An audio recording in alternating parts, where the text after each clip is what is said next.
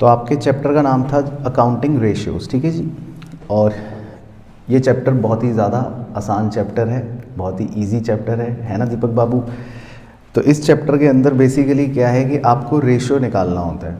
अब रेशियो का मतलब है एक न्यूमरेटर होगा और एक डिनोमिनेटर होगा, ठीक है।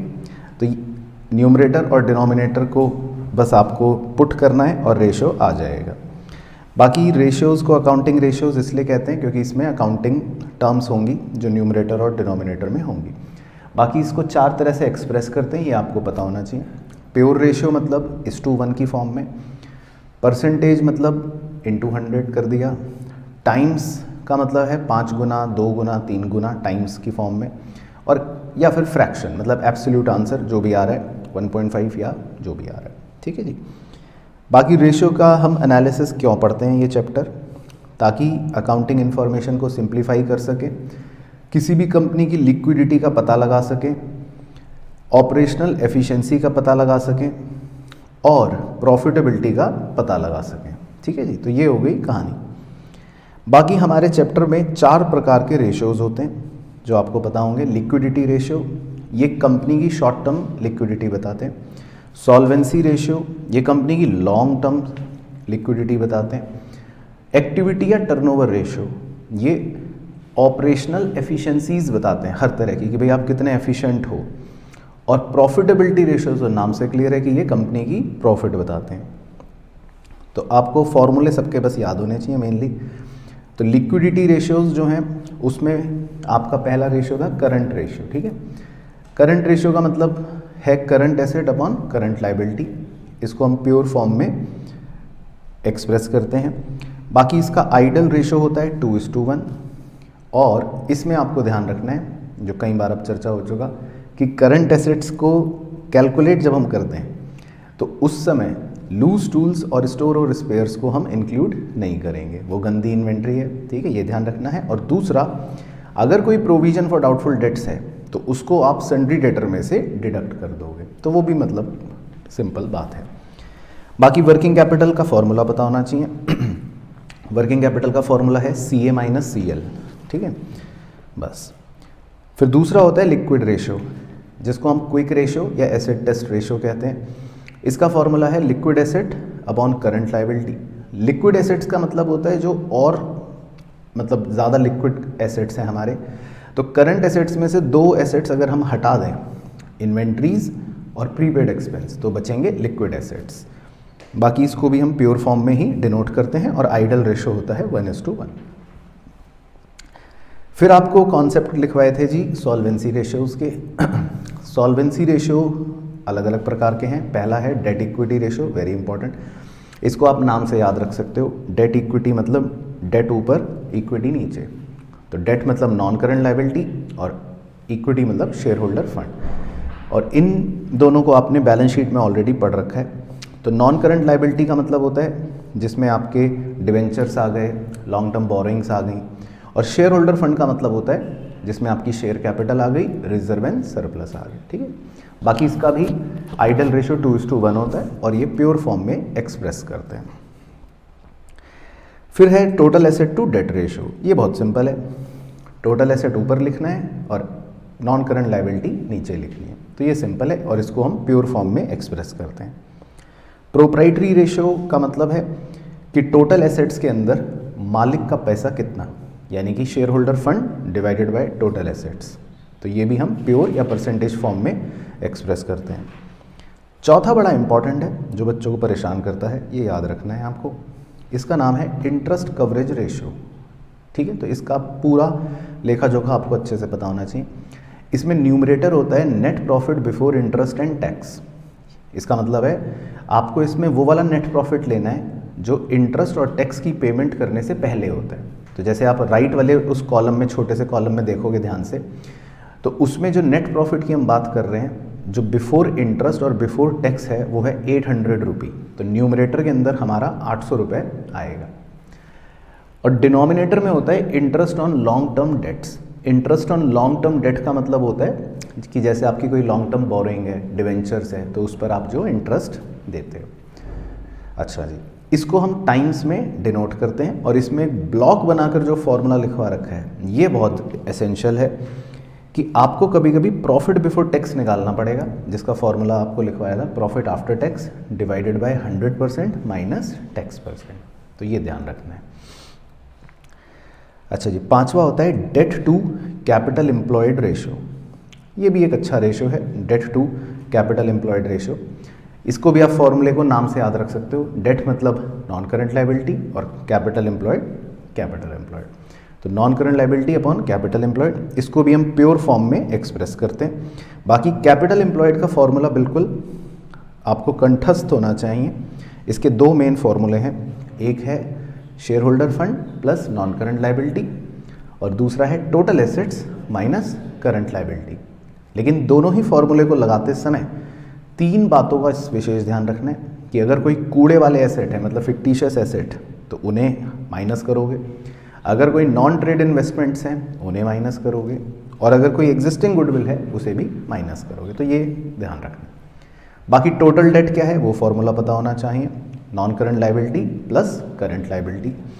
टोटल एसेट्स क्या है उसके दो फॉर्मूले पता होने चाहिए, non current asset plus current asset, और दूसरा share holder fund plus total date, और तीसरा उसी को घुमाकर capital employed plus current liability. तो ये सब बातें या तो आप फर्रे बना के ले जाना या फिर याद होने चाहिए। बस उसके बाद तो खैर ये सब क्वेश्चंस कर रखे थे जो आपको मतलब सब आते हैं।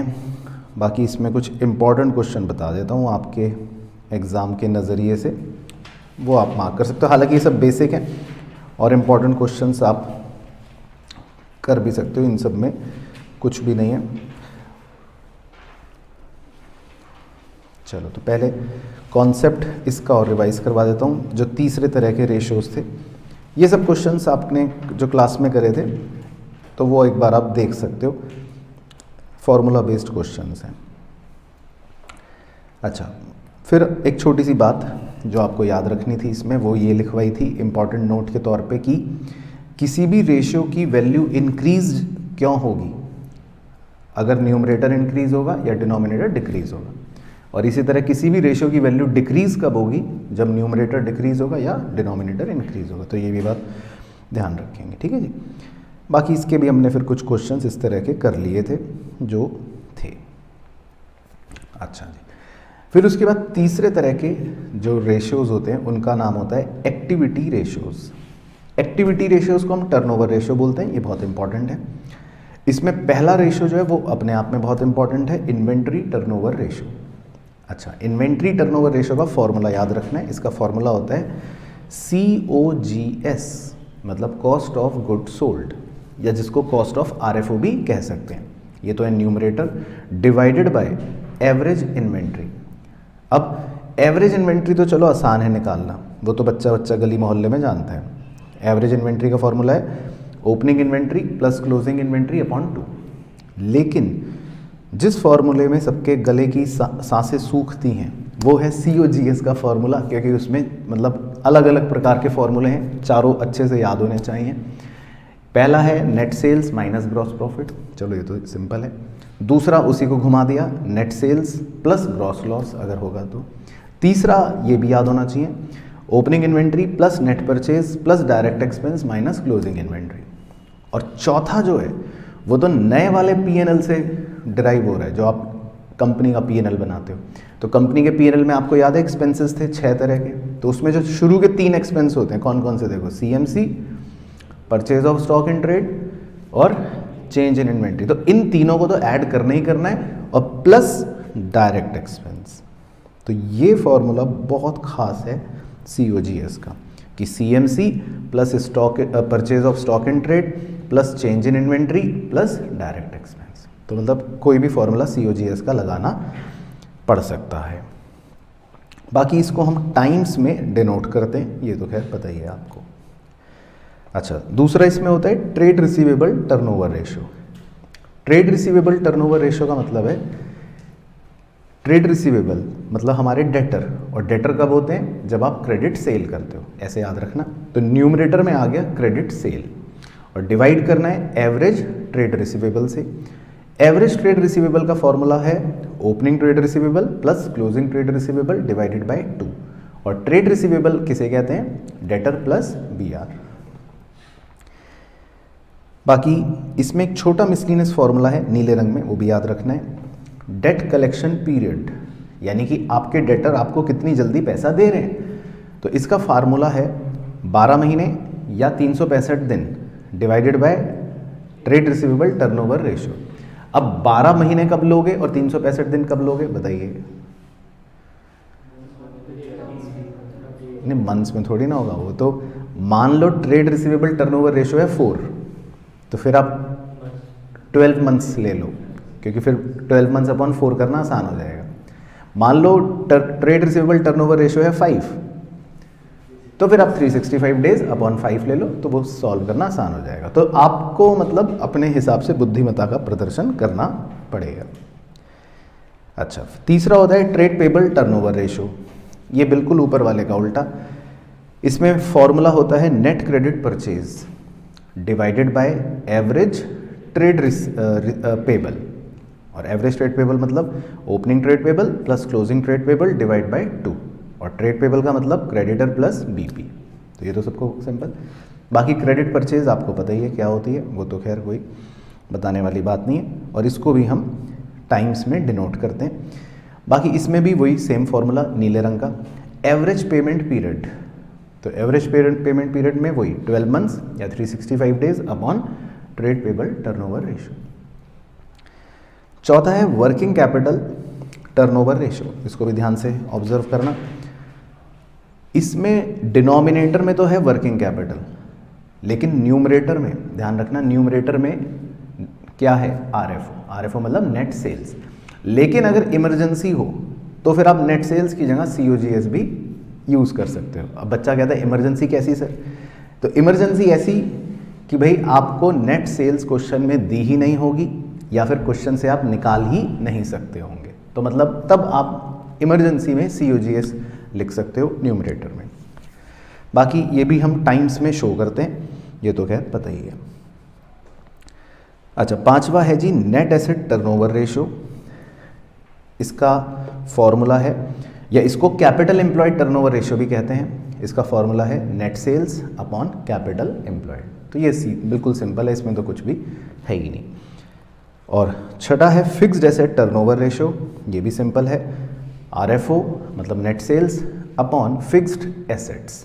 अच्छा, फिक्स्ड एसेट्स में बस ये ध्यान रखना है कि फिक्स्ड एसेट्स की आपको कॉस्ट नहीं लेनी, फिक्स्ड एसेट्स की क्या लेनी है, मतलब बुक वैल्यू। तो कॉस्ट में से एक्यूमुलेटेड डेप्रिसिएशन माइनस करना है, ये ध्यान रखना है बस। बाकी इसको भी हम टाइम्स में शो करते हैं। तो ये सब टर्नओवर रेशियोज हमने करे थे, ये सब क्वेश्चन है। 94 थोड़ा सा इम्पॉर्टेंट है लैंग्वेज की वजह से, है ना। बाकी ये सब टर्नओवर रेशियोज के क्वेश्चन है, छोटे छोटे 3 नंबर के आते हैं एग्ज़ाम के अंदर, है ना। 128 ये भी थोड़ा सा इम्पॉर्टेंट है। चलो, फिर चौथे और आखिरी तरह का कॉन्सेप्ट था प्रॉफिटेबिलिटी रेशियोज। प्रॉफिटेबिलिटी रेशियोज में सारे प्रॉफिट से ही रिलेटेड होंगे सिवाय एक के, लेकिन पहला है ग्रॉस प्रॉफिट रेशियो। अब ग्रॉस प्रॉफिट रेशियो का फॉर्मूला तो 11th के बच्चे को भी आता है, ये 11th में भी पढ़ाया जाता है, लेकिन आपने नहीं पढ़ा था। तो इसका फॉर्मूला होता है gross profit divided by net sales into 100। अब ग्रॉस प्रॉफिट तो सबको पता है भाई क्या होता है। अगर मान लो आपको ग्रॉस प्रॉफिट निकालने में दिक्कत हो तो आप ट्रेडिंग अकाउंट भी बना सकते हो, जो आपने क्लास 11th में बनाया था। और क्लास 11th भी अगर आप भूल चुके हो ट्रेडिंग अकाउंट, तो फिर आप मतलब उसको देख सकते हो, पुरानी पढ़ाई से रेफर कर सकते हो ट्रेडिंग अकाउंट कैसे बनता था। अच्छा, दूसरा इंपॉर्टेंट है, दूसरे का नाम है ऑपरेटिंग रेशियो। तो ये ध्यान रखना, ये खर्चे का रेशियो है, ये खर्चा बताता है, खर्चा। अब इसका फॉर्मूला ध्यान से ऑब्जर्व करना, इसका फॉर्मूला है operating cost divided by net cell into 100। अब ऑपरेटिंग कॉस्ट आपको कभी भी डायरेक्टली नहीं दी होगी, तो ऑपरेटिंग कॉस्ट को आप कैसे निकालोगे, उसका फॉर्मूला है COGS plus operating expenses. COGS का फॉर्मूला आपने पहले देखा था, और ऑपरेटिंग एक्सपेंस का मतलब होता है जो बिजनेस के मेन खर्चे हैं, जैसे EBE employees benefit expense, depreciation, office expense, administration expense, selling expense, ये सब। तो ये हमारा हो गया ऑपरेटिंग कॉस्ट, है ना। बाकी इसको हम परसेंटेज में शो करते हैं। अच्छा, तीसरा होता है ऑपरेटिंग प्रॉफिट रेशियो, बहुत ही ज़्यादा इंपॉर्टेंट। इसका फॉर्मूला है operating profit upon net sales into 100। अब ऑपरेटिंग प्रॉफिट का फॉर्मूला रट के जाना घर से, समझ में तो अब आएगा नहीं खैर आपको। तो इसके 3 फॉर्मूले हैं, ठीक है। अब पहला फॉर्मूला है नेट प्रॉफिट प्लस, बोलो अपने मुंह से बोलो क्या, नॉन ऑपरेटिंग एक्सपेंस, ठीक है, हरे रंग से। और हरे रंग को इधर हरे रंग से इधर कंपेयर कर लो। नॉन ऑपरेटिंग एक्सपेंस की लिस्ट लिखवा रखी कि भाई ये कौन से होते हैं। तो नॉन ऑपरेटिंग एक्सपेंस वो होते हैं जो आपके बिजनेस के मेन खर्चे नहीं हैं, जैसे इंटरेस्ट पे करा आपने बोरोइंग पर, आपको एसेट बेचने में लॉस हो गया, आपने भिखारी को दान में 100 रुपये दे दिए, आपने भिखारी को दान में 10 रुपये की रोटी खिला दी, तो ये सब चीज़ें आपके बिजनेस की मेन खर्चिए नहीं है। अच्छा, माइनस क्या करना है फिर, नॉन ऑपरेटिंग इनकम्स, नीले रंग में जो हाईलाइटेड है। और नीले रंग के डब्बे को उधर देख लो कि नॉन ऑपरेटिंग इनकम मतलब जो आपके बिजनेस की मेन इनकम नहीं है, जैसे इंटरेस्ट रिसीव हो गया, डिविडेंड रिसीव हो गया, रेंट रिसीव हो गया, profit on sale of asset हो गया, या एटसेट्रा। तो खैर ये बातें आपको ध्यान रखनी है। तो ये तो हो गया पहला फॉर्मूला। अच्छा, दूसरा फॉर्मूला भी है ऑपरेटिंग प्रॉफिट निकालने का, वो है gross profit plus other operating income minus other operating expense. तो वो भी क्वेश्चन में डायरेक्टली दिया होता है, तो आप कर लोगे। और तीसरा सबसे आसान फॉर्मूला है, वो कभी देगा ही नहीं क्वेश्चन में, नहीं तो हर बच्चा गली मोहल्ले का निकाल लेगा। तीसरा फॉर्मूला है RFO माइनस ऑपरेटिंग कॉस्ट।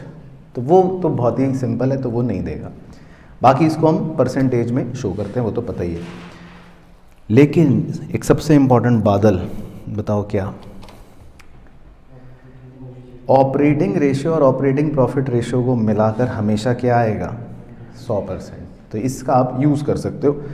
तो मैं तो कह रहा हूँ, मैं तो देखो मेरी बात सुनो, मैं तो कह रहा हूँ मान लो आपको ऑपरेटिंग प्रॉफिट का फॉर्मूला नहीं याद, आप सब भूल गए, तो आप ऑपरेटिंग रेशियो निकाल लेना। मान लो आपका ऑपरेटिंग रेशियो निकला 10%, तो ऑटोमेटिकली वो कितना हो जाएगा, 90%। तो आप ऐसा भी कर सकते हो।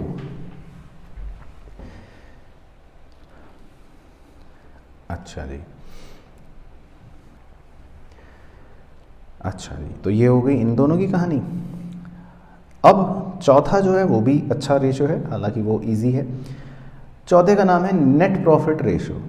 तो net profit ratio, net profit का मतलब तो आपको पता ही है।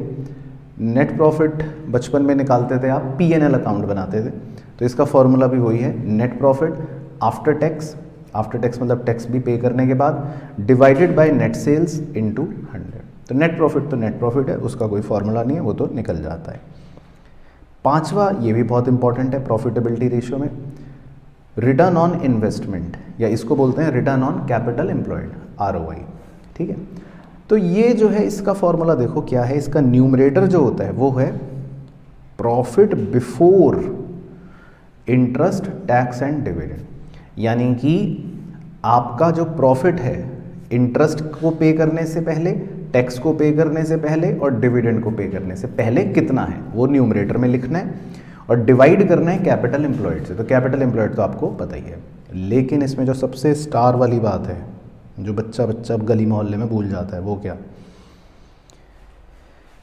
कि कैपिटल एम्प्लॉयड निकालते समय ये तो आपको पता है कि आप क्या एक्सक्लूड करते हो, नॉन ट्रेड इन्वेस्टमेंट। लेकिन ये भी ध्यान रखना है कि उस नॉन ट्रेड इन्वेस्टमेंट पर अगर आपको कोई इंटरेस्ट रिसीव हुआ है तो फिर वो प्रॉफिट को कैलकुलेट करते समय उसे भी एक्सक्लूड करेंगे, है ना। तो ये बात मैंने आपको समझाई थी, और क्वेश्चन में होगी तो कर लेंगे, नहीं तो खैर ऐसी कोई बात नहीं है। हालांकि किताब में इसका कोई क्वेश्चन दे नहीं रखा, तो इसलिए हो सकता है आपकी प्रैक्टिस ना हो, लेकिन फिर भी याद रखना है कि अगर नॉन ट्रेड इन्वेस्टमेंट को आप कैपिटल एम्प्लॉयड से एक्सक्लूड कर रहे हो तो फिर उस नॉन ट्रेड इन्वेस्टमेंट पर अगर आपको कोई इंटरेस्ट मिला है तो उसे भी फिर प्रॉफिट से एक्सक्लूड करना पड़ेगा। तो ये बात मतलब पता होनी चाहिए बस। बाकी तो फिर हमने इन सब के क्वेश्चंस कर लिए थे, वो तो खैर आपको पता ही है, सारे बेसिक क्वेश्चंस हैं। किसी में कुछ निकालना है, किसी में कोई प्रॉफिटेबिलिटी रेशियो निकालना है, और बाकी किताब में तो 180 क्वेश्चन का मेला लगा रखा है, जो मतलब बहुत सारे हैं, लेकिन अल्टीमेटली इसमें सब में प्रॉफिटेबिलिटी रेशियोज़ ही आपको फाइंड करने हैं। ठीक है, जैसे अब ये क्वेश्चन में जो है इस तरह के क्वेश्चन थोड़े से इंपॉर्टेंट होते हैं। जैसे 166 है, ये भी इंपॉर्टेंट है। इसमें आपको नेट प्रॉफिट दे रखा है after interest but before tax, और हमें क्या निकालना पड़ेगा पहले, बिफोर। तो बस इस तरह के मतलब क्वेश्चंस हमें करने हैं, या फिर रेशो वो पूछ सकता है इंक्रीज़ होगा या डिक्रीज़ होगा, तो ये सब क्वेश्चन तो हमने कर ही रखे हैं। बाकी कुछ क्वेश्चन इस तरह के भी होते हैं जो एग्ज़ाम में पूछ लेता है, जो जिसमें आपसे एक ही क्वेश्चन में मल्टीपल 2-3 रेशियो निकलवा लेता है। ठीक है ना, तो सारे क्वेश्चंस करने की आपको ज़रूरत नहीं है, बस लिमिटेड क्वेश्चंस करने, हर तरह के रेशियोज़ के आप 5 से 7 क्वेश्चंस करना, मतलब मैक्सिमम इसमें रिवीजन के लिए आप 40-45 क्वेश्चंस ही करना बस। बट समझ आ गए सारे कॉन्सेप्ट एंड फॉर्मूलों का रिवीजन। चलो, तो ये हैं हमारे रेशियोज़ के क्वेश्चंस। सबसे पहले क्वेश्चन नंबर 1 से शुरू करते हैं। 1 नंबरी क्वेश्चन है, तो शुरू के क्वेश्चन 1 नंबरी हैं, ईजी वाले थोड़ा सा। तो 1 में लिखा है जी working capital 60,000, total debt 1 lakh, long term debt 80,000, current ratio will B.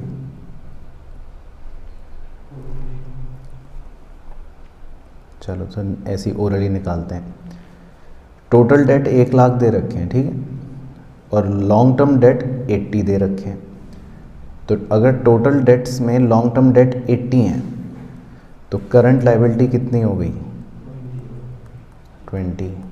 ठीक है, अब वर्किंग कैपिटल का formula current asset minus current liability, तो करंट लायबिलिटी 20 लिख लूँ, तो ये बन गया। तो इसका मतलब करंट एसेट कितने, 80। तो अब करंट रेशो का क्या है formula, current asset upon current liability, तो कितना आ गया 4:1। ठीक है, तो आप लिख लो ए ऑप्शन बस, 4:1। ठीक है जी, वेरी गुड, ऑनलाइन के चीतों का। उसके बाद second, net income of the company should be ideally dash times of the fixed interest charges. मतलब ये वो इंटरेस्ट कवरेज रेशो की कहानी का है कि भाई आपके जितने भी फिक्स्ड इंटरेस्ट चार्जेस होते हैं, मान लो आपको ब्याज देना है लेट से 10 रुपए का, तो आइडियली कंपनी की इनकम कितने गुना होनी चाहिए ये पूछ रहा है। तो खैर ये आपको पता नहीं होगा तो आप तुक्का मारोगे हैं, तो मारो तुक्के। हाँ 6 और 7, तो ये तुक्का क्यों मारा बताओ आपने, हाँ higher the ratio better it is. तो जितनी इनकम ज़्यादा होगी उतनी अच्छी बात है। तो इन चारों ऑप्शन में सबसे ज़्यादा कौन सा ऑप्शन है, 6 और 7। तो higher the ratio better it is, है ना, तो ये याद रखना है। यही मान लो कोई ऐसा रेशियो होता जिसमें लिखवाया था लोअर द रेशियो, मान लो ऑपरेटिंग रेशियो पूछता खर्चे वाला, तो लेस वाला आंसर हो जाता है ना। तो ये वो है। अच्छा, उसके बाद जी थर्ड, ये भी 1 नंबर है। If credit revenue from operation is 7 lakh, मतलब क्रेडिट सेल्स 7 लाख है, cash revenue from operation 1 lakh, तो एक काम करते हैं दोनों को जोड़ लेते हैं। तो दोनों को जोड़कर क्या बोल सकते हैं कि नेट सेल्स 8 लाख है ना। कह रहा है cost of revenue from operation is 6,40,000, यानी कि COGS 6,40,000।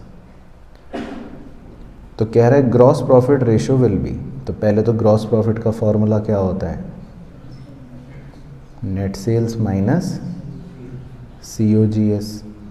नेट सेल्स है 8 लाख, COGS है 6,40,000, तो ग्रॉस प्रॉफिट कितना आ गया 1,60। अब ग्रॉस प्रॉफिट रेशियो का फॉर्मूला बताओ क्या था, gross profit upon net sales into 100, तो क्या आएगा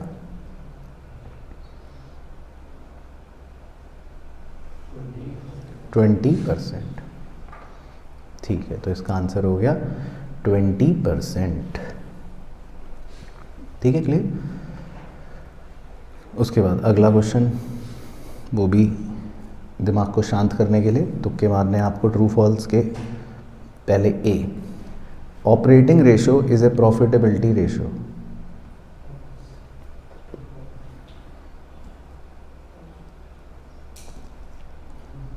ट्रू। फॉल्स क्यों? प्रॉफिटेबिलिटी रेशो के नाम सुनाओ, 5 हैं अपने कोर्स में। ग्रॉस प्रॉफिट रेशो, उसके बाद दूसरा कौन सा है? ऑपरेटिंग रेशियो, तीसरा कौन सा है? ऑपरेटिंग प्रॉफिट रेशियो, चौथा कौन सा है? नेट प्रॉफिट रेशियो, और पांचवा कौन सा है? आरओआई। तो ये तो टॉपिक में से क्वेश्चन पूछ रहा है, अब ये भी गलत करके आए तो फिर 99 आएंगे।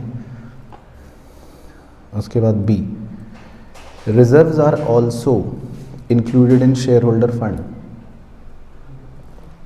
क्या शेयर होल्डर फंड में रिजर्व आते हैं? बोलो ना, आते हैं। ट्रू, इसमें डरना क्या? आते हैं, और क्या, नहीं तो रिजर्व कहाँ जाएगा? लॉन्ग टर्म बोरोइंग में थोड़ी ना। उसके बाद C, solvency refer to the ability of enterprise to meet its current obligation. अब सॉल्वेंसी रेशियो याद करो। सॉल्वेंसी रेशियो कंपनी का क्या बताते हैं? लॉन्ग टर्म लिक्विडिटी, है ना। और वो कह रहे हैं कि सॉल्वेंसी बताती है कंपनी की करंट ऑब्लिगेशन मीट करने की क्षमता। फॉल्स। अगर ये लिक्विडिटी रेशो कहता है तो सही हो जाएगा। ठीक है। उसके बाद D, collection of cash from debtors increases the current ratio. आपको डेटर से जब कैश कलेक्ट होगा तो करंट रेशो कह रहा है बढ़ जाएगा। ट्रू तो क्यों और फॉल्स तो क्यों? वैसे तो तुक्का मार दोगे। कैश कलेक्ट होने की बताओ अकाउंटिंग इक्वेशन क्या होगी? कैश बढ़ जाएगा, डेटर कम हो जाएंगे। तो जितने अमाउंट से कैश बढ़ा उतने ही अमाउंट से डेटर कम हो गए, तो एक तरह से कोई भी इफेक्ट नहीं हो रहा, है ना। आपके करंट एसेट्स उतने ही रहेंगे। भाई बात समझ आई? तो इससे करंट रेशो क्या इंक्रीज हो रहा है ना? नहीं हो रहा। फॉल्स। तो इससे करंट रेशो इंक्रीज नहीं होगा। ठीक है जी, बहुत बढ़िया। चलो फिल इन द ब्लैंक, दिमाग को शांत करने के लिए। A, if the operating ratio of a company 75%, तो operating profit ratio will be. चलो ठीक है, तो 1 नंबर पक्का। उसके बाद B, earning capacity of the business is assessed through. हाँ, अर्निंग कैपेसिटी हम कौन से रेशियो से पता लगाते हैं? प्रॉफिटेबिलिटी। देखो चारों का याद रखना, दोबारा रिवाइज करवा देता हूँ। शॉर्ट टर्म सॉल्वेंसी लिक्विडिटी से, लॉन्ग टर्म सॉल्वेंसी सॉल्वेंसी से, ये तो दोनों नाम से हो गए। एक्टिविटी रेशियो से हमेशा आपको पता चलती है ऑपरेशनल एफिशिएंसी, और प्रॉफिट तो प्रॉफिटेबिलिटी रेशियो से। ठीक है। उसके बाद सी बताओ। चलो, gross profit plus other income minus dash is equal to net profit. Other expenses, other मत लिखना आप लिखना इनडायरेक्ट एक्सपेंसेस, क्योंकि पीएनएल अकाउंट में याद है बचपन में कौन से एक्सपेंस लिखते हैं हम? या अगर आप लॉजिकली सोचो तो ग्रॉस प्रॉफिट में से हम कौन से एक्सपेंस माइनस करते हैं? इनडायरेक्ट वाले, क्योंकि पीएनएल में सारे इनडायरेक्ट एक्सपेंस आते हैं। चलो ठीक है। उसके बाद 6, ये तो ओरली सुना दो। What will be the impact of bills payable given to trade payable on liquid ratio 1:1? तो कह रहा आपने बिल्स पेबल जो है वो ट्रेड पेबल्स को दे दिए, तो इससे क्या होगा? लिक्विड रेशियो है 1:1 पे।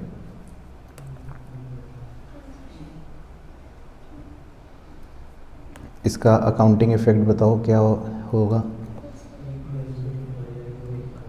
हाँ, बिल्स पेबल कम हो जाएगा, वो सॉरी मतलब ट्रेड पेबल कम हो जाएगा और बिल्स पेबल बढ़ जाएगा, मतलब एक लाइबिलिटी कम हो जाएगी, एक लाइबिलिटी बढ़ जाएगी।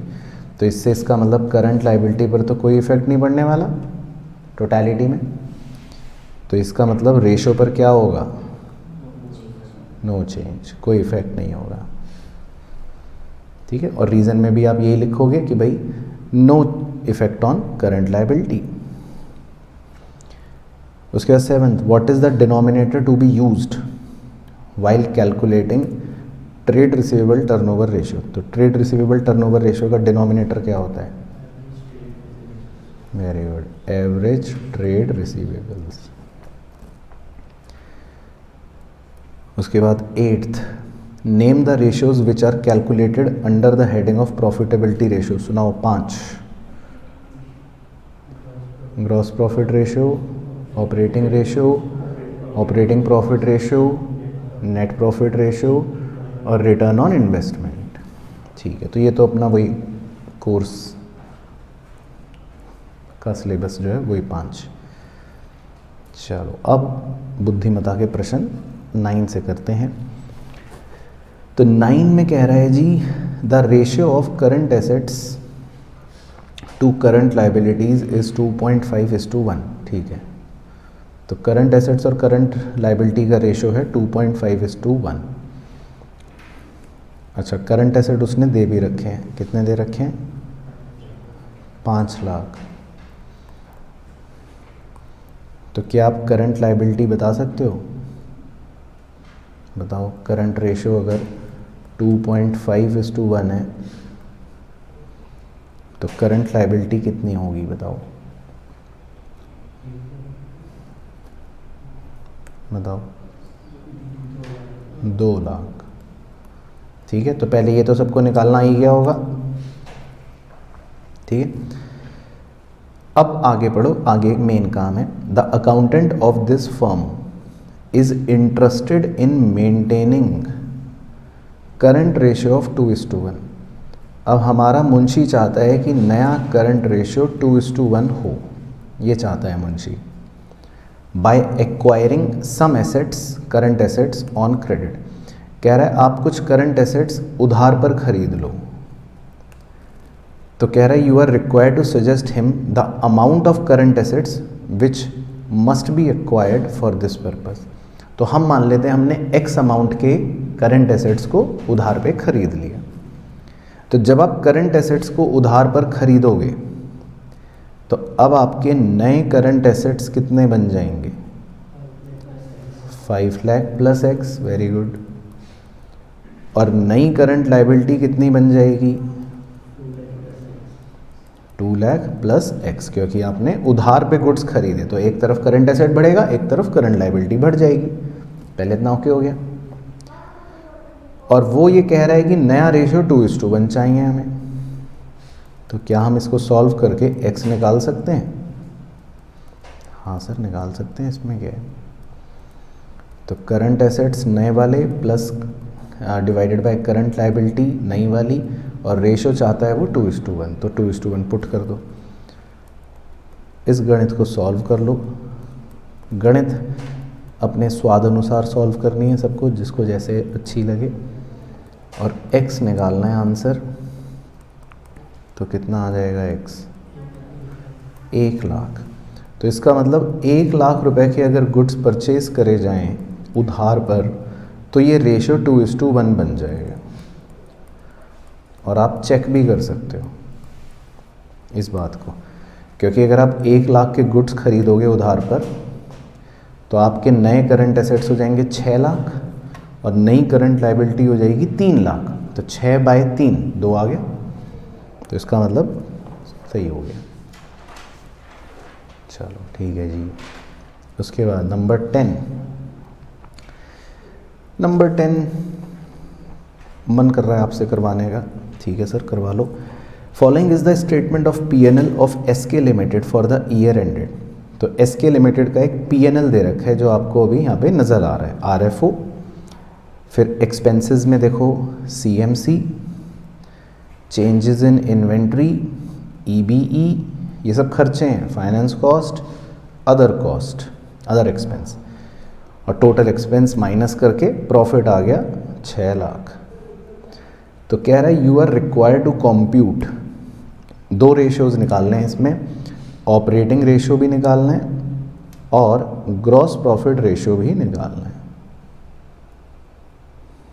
चलो तो पहले आपको दिया जाए मौका, हाँ हाँ सर दो, हम कौन सा डरते हैं। चलो तो इसमें तो मैं पहले आपसे ही करवाऊँगा, तो 4 मिनट आपके, फिर 5वें मिनट पे मैं आऊँगा।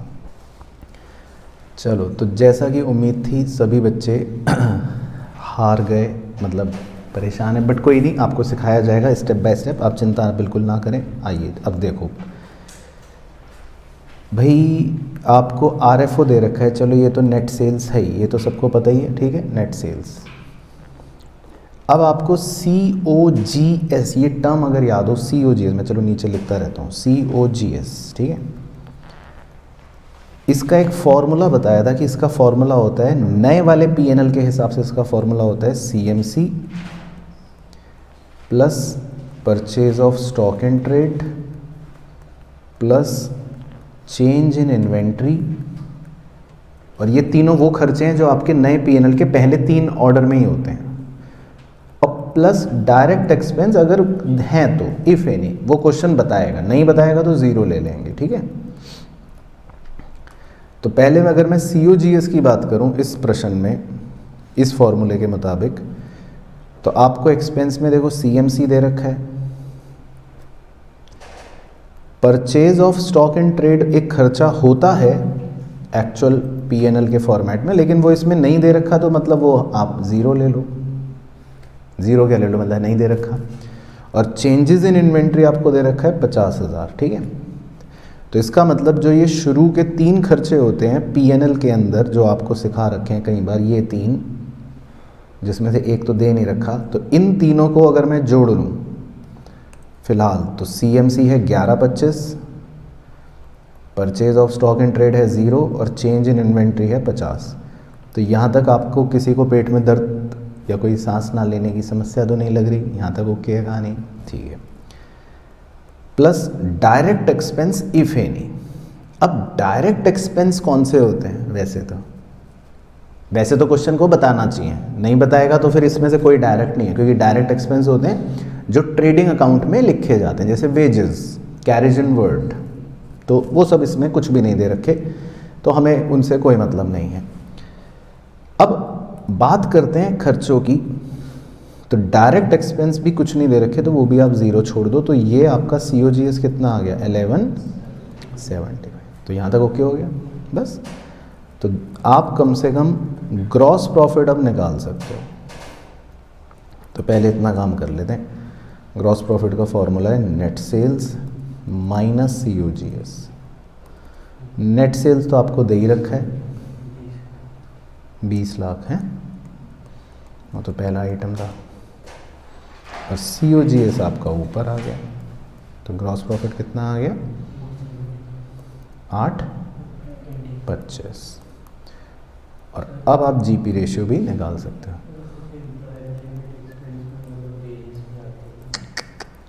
एम्प्लॉय बेनिफिट एक्सपेंस में वेजेस आती है, ये तो हमें पता है, लेकिन क्या इस एम्प्लॉय बेनिफिट एक्सपेंस के अंदर वेजेस है, ये तुम्हें कैसे पता? भाई क्या पता ये सैलरी हो, ये लो, तुम्हें क्या पता ये EBE के अंदर क्या है? तो डायरेक्ट एक्सपेंस तो वो बताएगा तब लेना है हमें, नहीं तो हमें क्या पता कि EBE के अंदर वेजेस है, कि EBE के अंदर स्टाफ वेलफेयर एक्सपेंस है, कि EBE के अंदर बोनस है, हमें क्या पता। तो हम EBE को खुद से नहीं मान लेंगे कि डायरेक्ट एक्सपेंस है। EBE के अंदर या तो वो बताए, नहीं तो हम तो सैलरी मान लेंगे, मतलब हम तो मानेंगे भाई कुछ भी है, हमें नहीं पता। चलो तो GP आ गया 825, नेट सेल्स है जी 20 लाख इंटू 100, तो क्या आ गया 41.25%। तो GP रेशियो तो आपका आ गया ये, ठीक है। तो क्लियर हो गया GP रेशियो। चलो ठीक है, ये तो सबका सही आ रहा है। अब ऑनलाइन के चीज़ों का अब सबका सही आ रहा है मेरा चेपने के बाद। अच्छा, अब दूसरा रेशो निकालते हैं, ऑपरेटिंग रेशो। उसके लिए और गंभीर चर्चा करेंगे अब हम। तो ऑपरेटिंग रेशो तो अभी निकालता हूँ, लेकिन पहले खर्चों की चर्चा करेंगे। अब देखो, अब ये एनालिसिस, ये चीज़ ध्यान से सीखना सब बच्चे। एम्प्लॉय बेनिफिट एक्सपेंस, ठीक है, आपको ये बताना है एम्प्लॉय बेनिफिट एक्सपेंस ये ऑपरेटिंग एक्सपेंस है या ये नॉन ऑपरेटिंग एक्सपेंस है, बताओ। आप सैलरी देते हो, मान लो ये सैलरी है, लेट्स अज्यूम कि ये सैलरी है, तो आप सैलरी देते हो, तो ये बिजनेस के लिए रोज़मर्रा का मतलब मेन खर्चा है या इधर उधर का बेकार खर्चा है? ऑपरेटिंग, तो ये ऑपरेटिंग एक्सपेंस है, ठीक है। फाइनेंस कॉस्ट, इसके क्या एग्जांपल सिखा रखे हैं। फाइनेंस कॉस्ट क्या होता है कि आप अपनी बोरोइंग्स पर जो भी ब्याज पे करते हो वो होते हैं फाइनेंस कॉस्ट, है ना जी। अब बताइए इंटरेस्ट पेड कौन सा खर्चा होता है? Very good, non operating expense होता है, ये बात तो सबको पता ही है। उसके बाद अदर खर्चे, अदर खर्चे मतलब हो गए अदर एक्सपेंस में हो गया भाई, जैसे selling, distribution, administration, printing, stationery, कुछ भी हो सकता है, वो तो मुझे भी नहीं पता क्या है, लेकिन अदर को आप क्या मानोगे? अदर एक्सपेंस को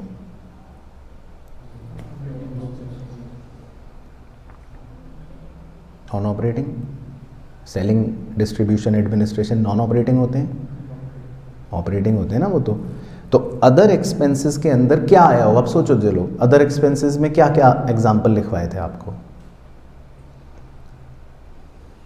selling expense, distribution expense, administration expense, printing and stationery, postage and stamp, rent, यही सब खर्चे होते हैं अदर एक्सपेंस में। तो और जब क्वेश्चन बता भी नहीं रहा कि अदर एक्सपेंस में क्या है, तो हम इन्हें ऑपरेटिंग खर्चे ही तो मानेंगे, ये तो हमारे बिजनेस के मेन खर्चे ही तो होंगे, और क्या नहीं होंगे। तो ये चीज़ सीबीएसई ने बेस्ट अजम्पशन के तौर पे कहा है कि अगर मान लो हम नहीं बताते अदर एक्सपेंस में क्या है, तो ऑपरेटिंग ही एक्सपेंस माना जाएगा। तो समझ आ गया एनालिसिस? तो ये चीज़ इसमें इंपॉर्टेंट थी। तो मैं ब्लू कलर कर देता हूँ, जो हमारे ऑपरेटिंग खर्चे हैं इन्हें ब्लू कलर कर देता हूँ, और जो नॉन ऑपरेटिंग खर्चा है उसको ग्रीन कलर कर देता हूँ। फाइनेंस कॉस्ट, इसका मतलब होता है आपने कोई ब्याज दिया है। अच्छा, लेकिन अभी भी दिल्ली दूर है। अब ऑपरेटिंग रेशो निकालने के लिए आपको एक चीज़ निकालनी थी, क्या? Operating cost. उसका फॉर्मूला क्या था? COGS plus operating expenses, right.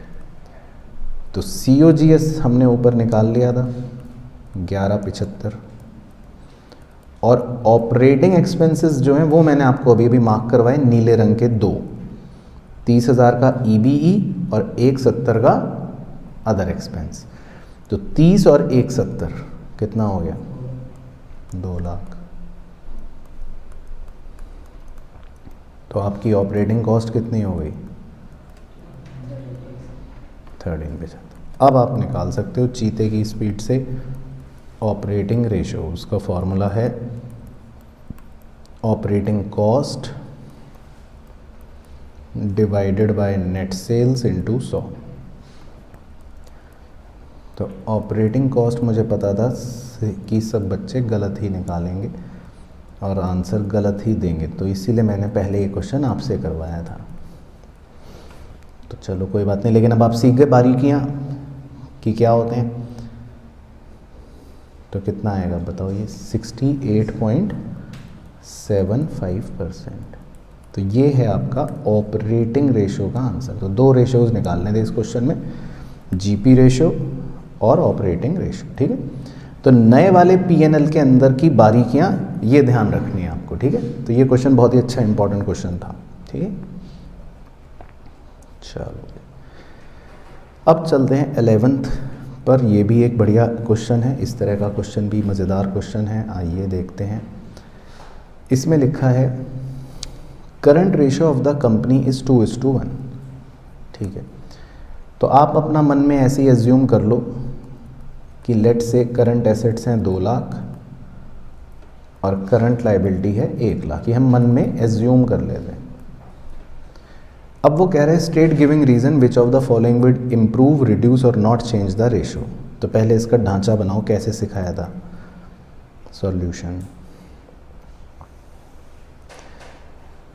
याद है, टैबुलर फॉर्मेट।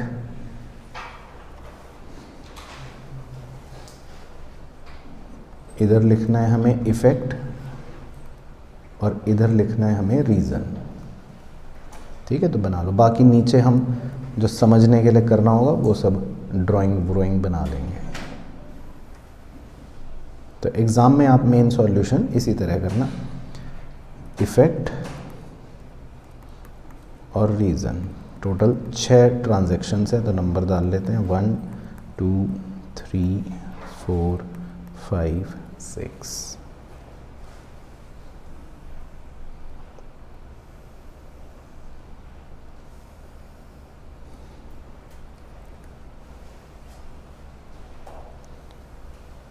चलो जी, तो करें 1 से। ठीक है, तो 1 में अब देखो क्या लिखा है। 1 में दे रखा है रीपेमेंट ऑफ करंट लायबिलिटी। ठीक है, तो आप ऐसी मनगढ़ंत मान लो कि आपने कोई 50,000 रुपये की करंट लायबिलिटी को पे कर दिया, तो इसका अकाउंटिंग इफेक्ट सोचो कि क्या होगा। आपकी करंट लायबिलिटी कम हो जाएगी और आपका करंट एसेट भी कम हो जाएगा, क्योंकि कैश कम हो जाएगा। तो अगर ऐसे ही कर रहा हूँ नीचे, तो अगर मान लो आपकी करंट लायबिलिटी भी 50,000 से कम हो गई और करंट एसेट भी 50,000 से कम हो गया, तो आपके नए करंट एसेट सब 150 के हो जाएंगे और नई करंट लायबिलिटी 50 की हो जाएगी। तो अगर आप नया रेशो निकालते हो अब, तो कितना आ जाएगा, 3:1 आ जाएगा। और पहले कितना था, 2:1 था। तो इसका मतलब रेशो क्या हो गया, इंक्रीज हो गया। तो समझ गए जी। तो ये तो हो गया आंसर, इंक्रीज हो जाएगा। अब रीजन में क्या अंग्रेजी लिखनी है, सिखाई दी।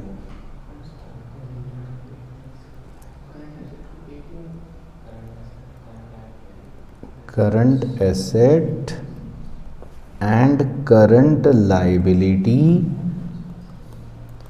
reduces by same amount, या both reduces by same amount। बस ये लिखना है, मतलब सिंपल और इजी। क्योंकि पता चला आप समझाने गए अपनी भाषा में और अंग्रेज़ी के सेंटेंस इधर उधर निकल गए, तो जो आप समझाना चाह रहे हो वो हुआ नहीं और कहानी कुछ और बन गई। तो आपको सिंपल इंग्लिश लिखनी है कि दोनों कम हो गए, बस। ठीक है, दोनों कम हो गए, ये लिखना है। चलो second, purchase of goods for cash. तो मान लो आपने 50,000 के गुड्स खरीद लिए कैश में, ऐसा सोचो। तो इसकी अकाउंटिंग इक्वेशन क्या होगी, अब आपने गुड्स खरीदे तो स्टॉक बढ़ जाएगा और कैश कम हो जाएगा। तो करंट एसेट के अंदर ही स्टॉक बढ़ रहा है और कैश कम हो रहा है, तो मतलब करंट एसेट टोटलिटी में कुछ भी नहीं चेंज होगा। ओके हो गया। तो इसका मतलब रेशो क्या होगा, नो चेंज। बिल्कुल सही। तो इसका आंसर आप लिख लोगे नो चेंज। और रीज़न बताओ अंग्रेजी।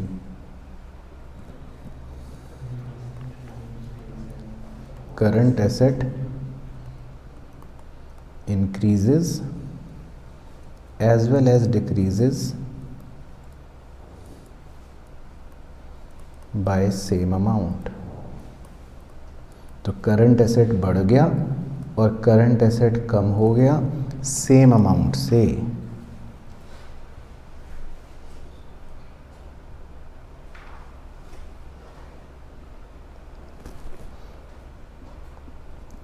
उसके बाद third, sale of office equipment. 20,000 का सेल करा आपने अपना एक ऑफिस इक्विपमेंट। ऑफिस इक्विपमेंट मतलब होता है एक नॉन करंट एसेट, और उसकी बुक वैल्यू थी 25,000। तो इसकी अकाउंटिंग इक्वेशन सोचते हैं। आपका नॉन करंट एसेट कम हो जाएगा 25,000 रुपये से, क्योंकि आपने अपना इक्विपमेंट बेच दिया। और आपने इसको बेचा 20,000 में, तो आपका कैश जो है वो 20,000 रुपये बढ़ जाएगा, क्योंकि बेच दिया आपने तो पैसे मिलेंगे भाइयों बहनों। याद है बचपन में अकाउंटिंग क्वेश्चन करते थे। और 5,000 का हो गया मुनाफा, वो जाकर शेयर होल्डर फंड में कैपिटल में जुड़ जाएगा। ऐसे ही करते थे बचपन में जब आप छोटे थे। ओ सॉरी, लॉस हो गया तो माइनस कर देता हूँ, लॉस हुआ ना, क्योंकि 25,000 की बुक वैल्यू को 20,000 में बेचा। तो अब इसमें जो नॉन करंट एसेट कम हुआ उससे तो कोई इफेक्ट नहीं पड़ने वाला अपने रेशो में। जो 5,000 का शेयर होल्डर फंड कम हुआ लॉस वाला, उससे भी कोई फर्क नहीं पड़ने वाला अपने रेशो में। भाई क्लियर है सबको? बस जो आपने एसेट बेचा और आपको 20,000 का कैश मिला, अब इससे क्या होगा अगर मैं करूं तो भाई, इससे आपके नए करंट एसेट 3,20,000 हो जाएंगे। सॉरी कितने थे, 2,20,000 हो जाएंगे, यही होगा। और करंट लाइबिलिटी तो सेम ही रहनी है जो पहले थी 1,00,000। तो अगर आप अपने नए रेशो का आंसर निकालोगे तो इम्प्रूव हो जाएगा। ठीक है, तो बस तो थर्ड में भी आपका रेशो इंक्रीज हो जाएगा। बताओ रीज़न। करंट एसेट इंक्रीजेस कितने रुपए से? 20,000 से। बस ये लिख देना। ठीक है, तो समझ आ गया। चलो जी, उसके बाद fourth, purchase of goods on credit. आपने उधार पे गुड्स खरीदे, तो ऐसे ही मान लेते हैं लेट से 50,000। तो आप गुड्स जब उधार पे खरीदते हो तो इसकी अकाउंटिंग इक्वेशन सोचो, स्टॉक बढ़ेगा और लायबिलिटी में क्रेडिटर भी बढ़ेगा। तो ऐसे ही मान लेते हैं 50,000 का है। तो अब देखो, अगर आपका स्टॉक बढ़ गया 50,000 से तो नए करंट एसेट हो जाएंगे 2.5 लाख, राइट। और आपकी करंट लायबिलिटी भी बढ़ गई 50,000 से, तो नई करंट लायबिलिटी हो जाएगी 150। ठीक है भाइयों बहनों। तो अब आप अगर नया रेशो निकालोगे तो कितना आएगा? 25/15, 5/3, 1.6666:1। और पहले कितना था?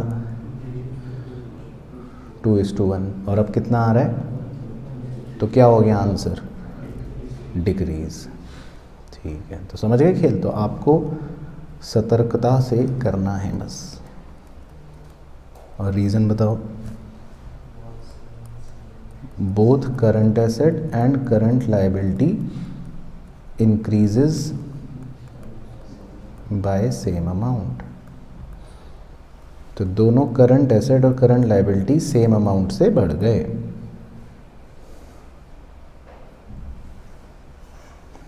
ठीक है, चलो उसके बाद fifth, sale of goods for 30,000, cost 25,000। तो सोचो अकाउंटिंग इक्वेशन, स्टॉक 25,000 का कम हो जाएगा और गुड्स आपने बेच दिए 30,000 में, तो कैश आपका 30,000 बढ़ जाएगा। बाकी 5,000 का प्रॉफिट जो है वो तो शेयर होल्डर फंड में चला जाएगा। ठीक है जी। अब जो प्रॉफिट हुआ शेयर होल्डर फंड में, उससे तो मुझे कोई मतलब नहीं है। इसको देखो, ऑब्जर्व करो, स्टॉक 25,000 कम हुआ और कैश 30,000 से बढ़ गया। तो इन दोनों के मिश्रण के बाद इसका मतलब कह सकते हैं कि करंट एसेट में नेट 5,000 बढ़ जाएंगे। ओके जी, ठीक है। तो जब करंट एसेट 5,000 बढ़ जाएंगे, न्यूमरेटर बढ़ जाएगा, तो आंसर भी क्या हो जाएगा? इंक्रीज। तो क्योंकि इसमें तो न्यूमरेटर बढ़ गया ना, और करंट लायबिलिटी में तो कोई चेंज नहीं हुआ, तो बस इसमें तो आप लिख दोगे करंट एसेट इंक्रीजेस बाय 5,000।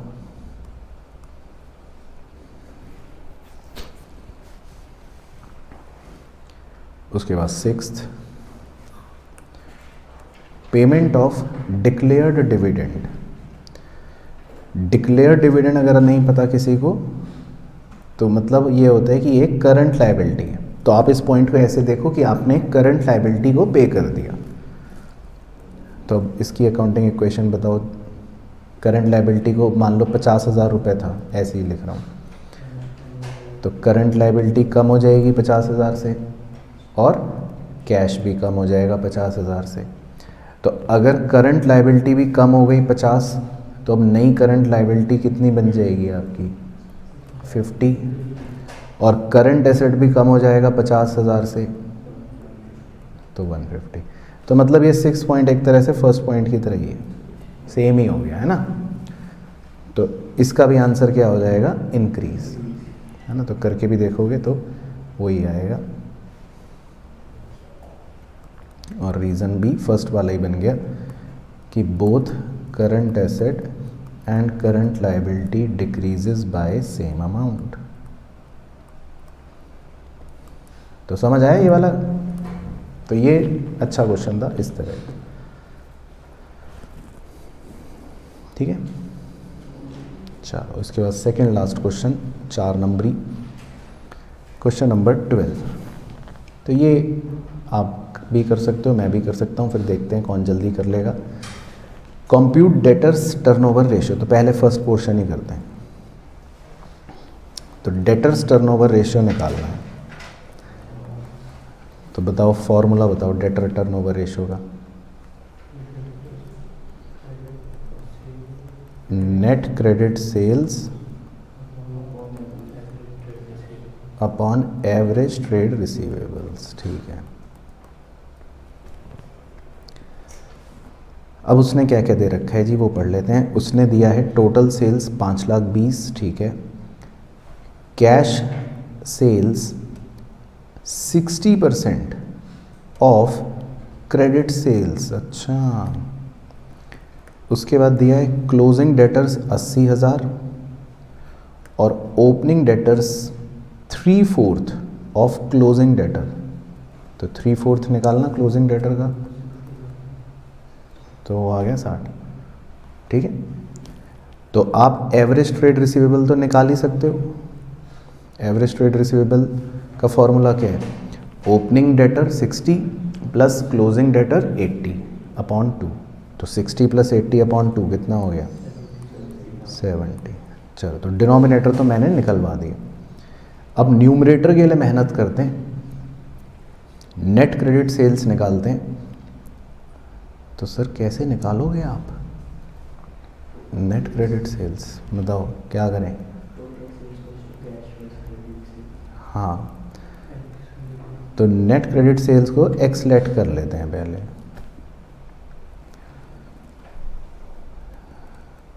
तो कैश सेल्स उसने कहा था, क्वेश्चन में गिवन था, इज 60% ऑफ क्रेडिट सेल्स। तो कैश सेल्स को मैं 60% ऑफ एक्स लिख सकता हूँ, ठीक है जी। यहाँ तक क्लियर हो गया। और फिर आपको पता ही है, बच्चा बच्चा गली मोहल्ले में जानता है कि टोटल सेल्स जो होती है उसका मतलब क्या है, क्रेडिट सेल्स और कैश सेल्स दोनों को जोड़ लेते हैं। टोटल सेल्स आपको दे ही रखी है 520, क्रेडिट सेल्स हमने एक्स ले रखी है, मतलब नेट क्रेडिट सेल्स एक ही बात है, और कैश सेल्स है 60% ऑफ एक्स। इस गणित को सॉल्व करना है स्वाद अनुसार और एक्स निकालना है।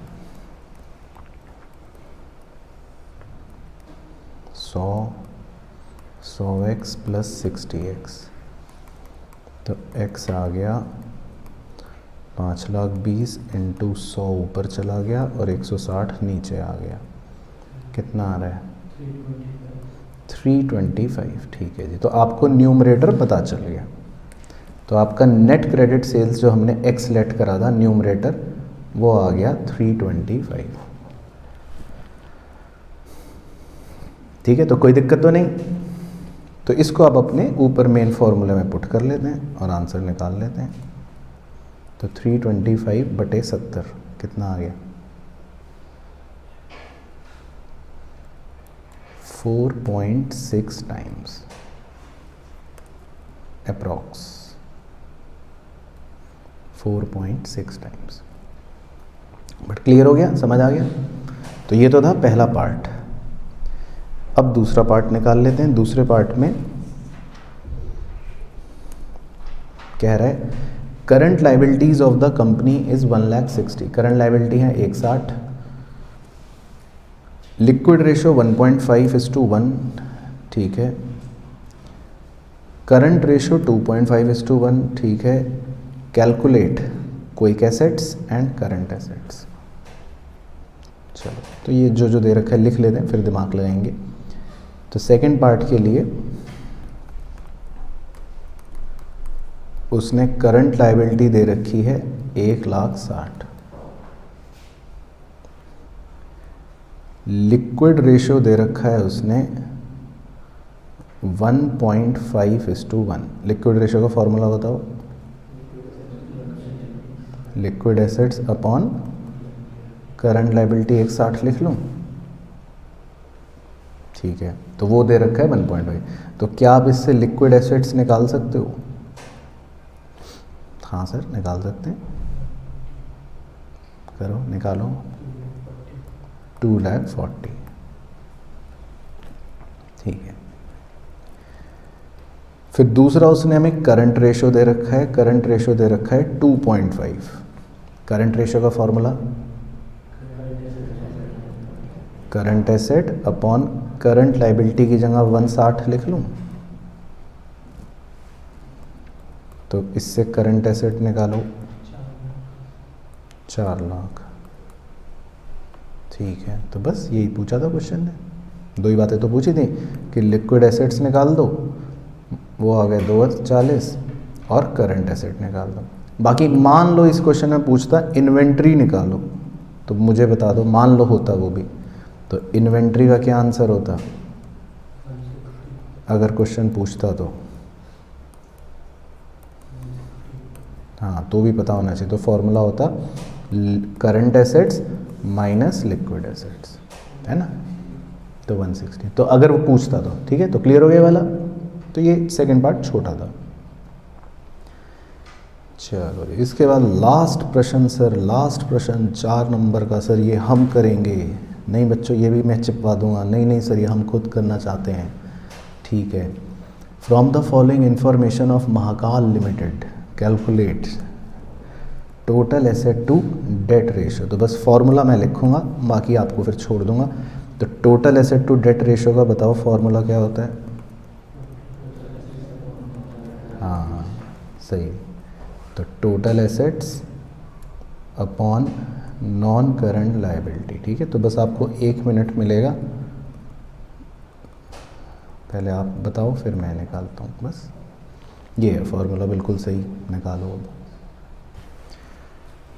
चलो, तो टोटल एसेट्स निकालते हैं, न्यूमरेटर। तो बताओ टोटल एसेट्स के लिए क्या क्या जोड़ा आपने? येलो कलर करते हैं। टोटल एसेट्स का फॉर्मूला क्या है? Fixed assets plus non current investments plus current asset. तो ये 3 येलो वाले जोड़ लो, तो आपका न्यूमरेटर आ जाएगा। कितना आ रहा है? कितना? 15,40,000। तो ये ठीक है जी, ठीक है। Divided by non current liability, उसको ब्लू कलर कर लेते हैं। नॉन करंट लायबिलिटी बताओ कितनी, क्या है सर? Non current liability